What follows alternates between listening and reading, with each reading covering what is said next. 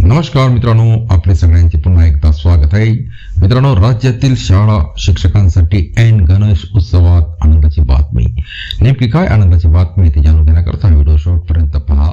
चॅनलला तुम्ही सबस्क्राईब केलं नसेल तर सबस्क्राईब करा, व्हिडिओला हाईप करायला विसरू नका. सोबतच ही आनंदाची बातमी आपल्या मित्र परिवाराला शेअर करून व्हिडिओला लाईक सुद्धा करायला विसरू नका.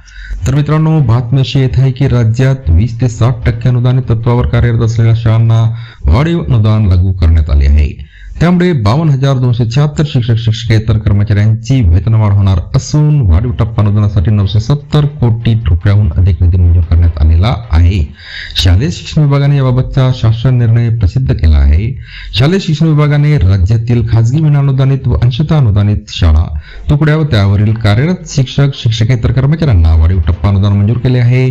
त्यानुसार 20 ते 60% टप्पा अनुदानामध्ये 20% वाढ करण्यात आली आहे. अनुदानासाठी 11 नोव्हेंबर 2022 नंतर पहिल्यांदाच नव्याने प्रस्ताव सादर करून मूल्यांकन होऊनही शासन स्तरावर अघोषित असलेल्या प्राथमिक, माध्यमिक, उच्च माध्यमिकच्या 231 शाळा, 795 तुकड्यांनाही 20% अनुदान जाहीर करण्यात आले आहे. याचा लाभ हा 2,714 शिक्षक शिक्षकेतर कर्मचाऱ्यांना मिळणार आहे.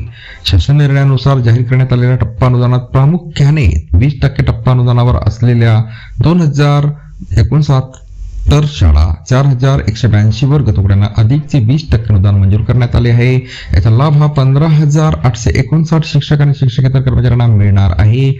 यापूर्वी 40% अनुदान मिळत असलेल्या शाळांना आता अतिरिक्त 20% अनुदान मंजूर झाले आहे. त्यात 1,871 शाळा व कनिष्ठ महाविद्यालय, 2,561 वर्ग तुकड्यांना हे अनुदान मंजूर झाले आहे. त्यामुळे 13,959 शिक्षक आणि शिक्षकेतर कर्मचाऱ्यांना लाभ होणार आहे. तसेच 60% टप्पा अनुदान घेत असलेल्या शिक्षकांना आता अधिकचे वाढीव 20% अनुदान आणि त्यासाठीचा निधी मंजूर झाला आहे. त्याचा लाभ राज्यातील एकूण 1,894 शाळा, 2,192 वर्ग तुकड्यावरील 19,744 शिक्षक शिक्षकेतर कर्मचाऱ्यांना होणार आहे.